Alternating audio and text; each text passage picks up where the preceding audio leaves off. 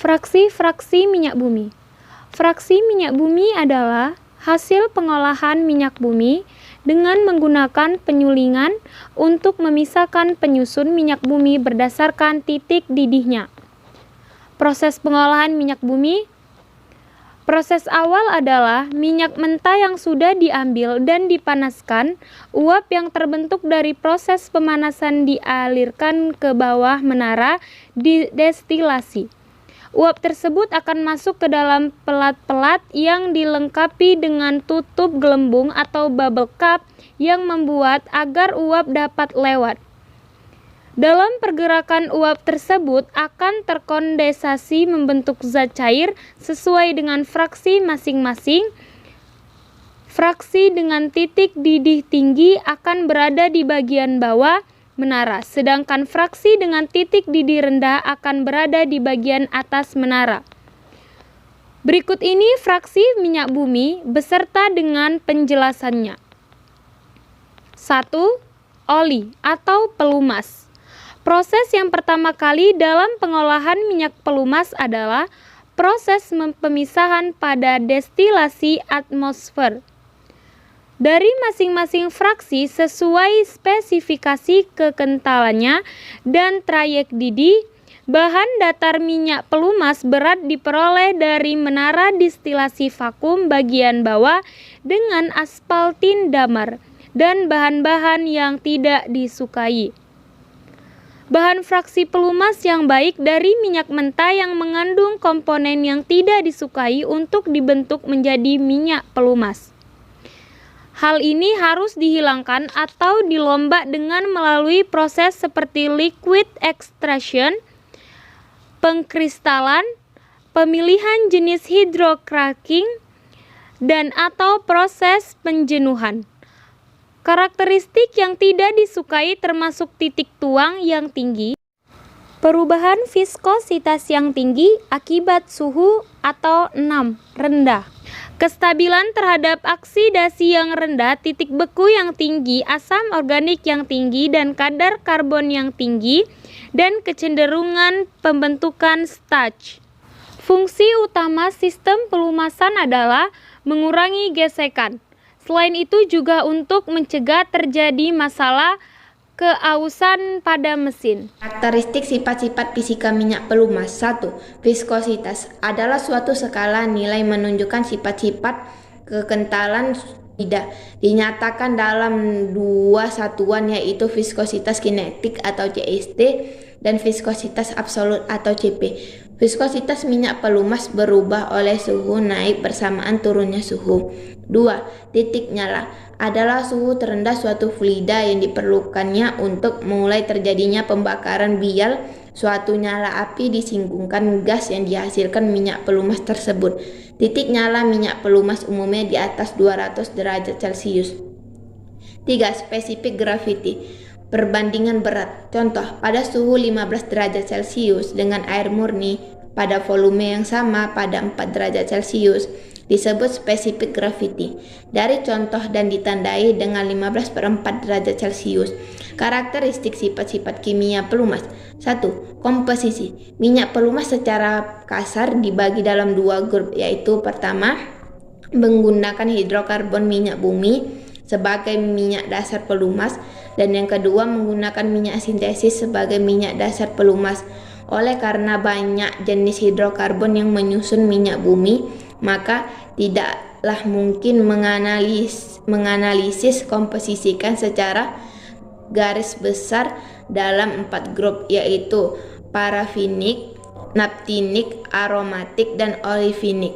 Komposisi minyak pelumas tergantung jenis minyak buminya, metode pengelolaannya, range titik didihnya, dan lain-lain. Tetapi hidrokarbon parafinik lah yang secara kimia stabil terhadap perubahan suhu. Selain hidrokarbon pelumas meliputi senyawa sulfur, senyawa nitrogen, senyawa oksigen, logam berat, dan lain-lain yang kemungkinan besar mempengaruhi unjuk kerjanya.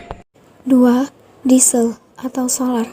Mesin diesel biasa digunakan untuk kendaraan niaga seperti truk atau bus. Mesin diesel dipercaya karena bisa menghasilkan torsi yang besar. Mesin diesel ditemukan oleh insinyur Jerman bernama Rudolf Diesel. Mesin ini termasuk dalam internal combustion engine yang menggunakan solar sebagai bahan bakarnya. Perbedaan dengan mesin bensin, mesin diesel tidak perlu pemantik untuk menciptakan pembakaran, jadi tidak memakai busi.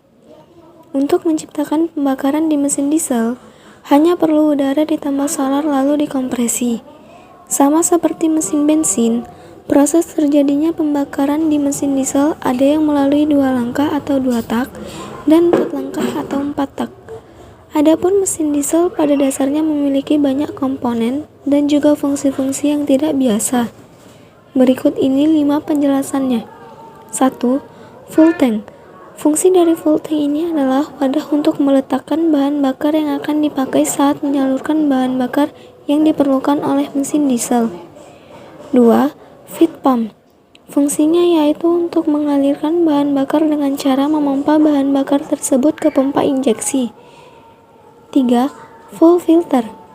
Terdapat 2 bagian sebelum feed pump yang dilengkapi dengan water centimeter yang berfungsi sebagai pemisah air dalam sistem bahan bakar, serta full filter atau saringan bahan bakar yang berfungsi sebagai penyaring kotoran yang terdapat pada bahan bakar.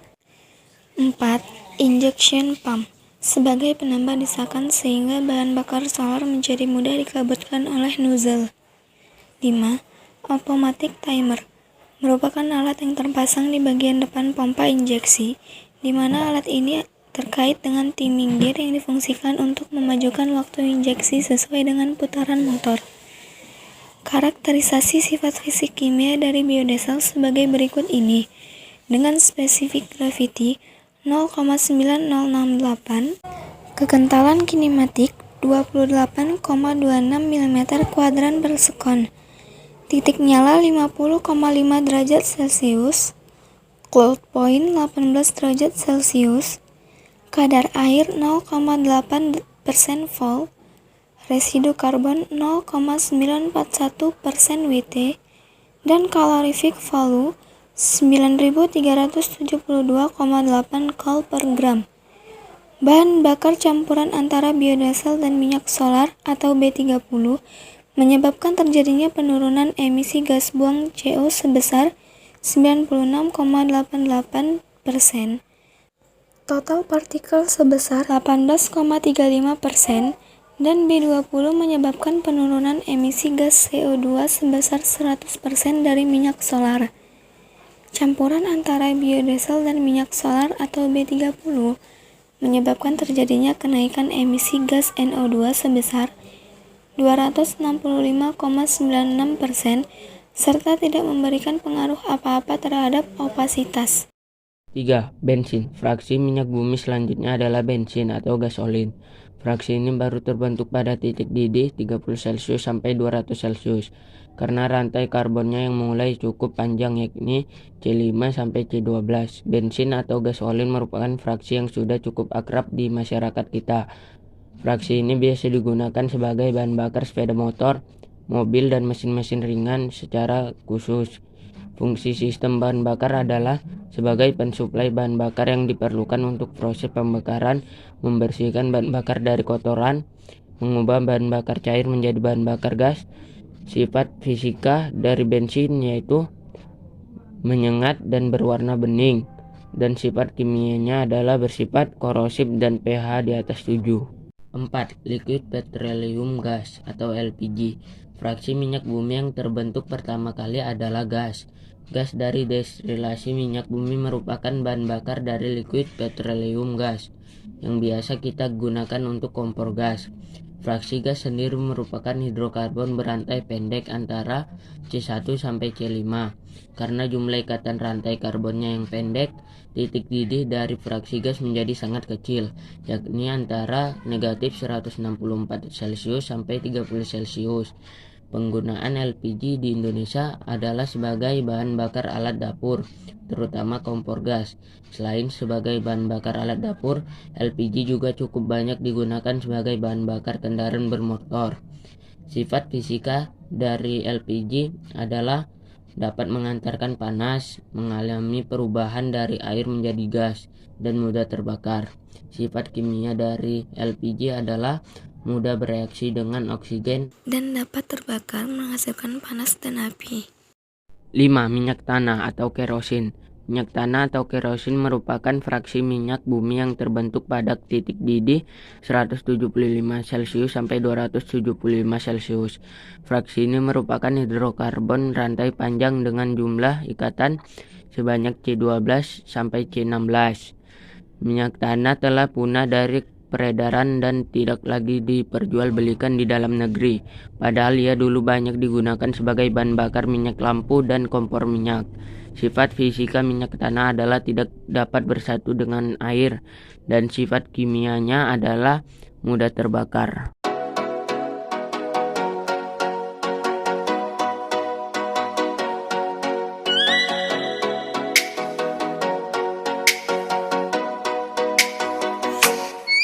Oh, let me up with a bright smile on now. Put me in the dark, so won't get lost now. To the moonlight, eyes you, Maria right now.